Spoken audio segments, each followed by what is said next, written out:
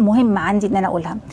لقيت فيك ان انت حد محترم جدا، خلوق، مش بتاع حوارات، لا بتاع لف ودوران ولا بتاع خباثه ولا بتاع مصلحه، مش بتاع مصلحته، حد بيور ونظيف قوي من جواه. فكان لازم ان انا اقول لك الكلمتين دول، ما جاتش فرصه ان انا اقولها لك زمان. دي حاجه. الحاجه الثانيه بقى بالنسبه للفيديو، المفروض ان انت الفتره اللي جايه دهيت هتتعرض لمواقف ممكن بايخه على السوشيال ميديا. اول حاجه ممكن هتلاقي ناس بتقطمك يعني بيأنبوك وبيغلطوك، وما كانش في داعي يعني انت تطلع وتعمل شو وتطلع تعمل فيديو مخصوص، وما كان ممكن انت بينك وبين الاداره تخلص الليله كلها، مش لازم يعني كده.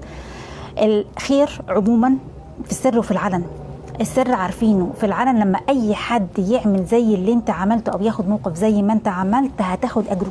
كل بقى اي حد هيعمل زيك هتاخد اجر كل ده. فاوعى تلوم نفسك على انك انت طلعت واتكلمت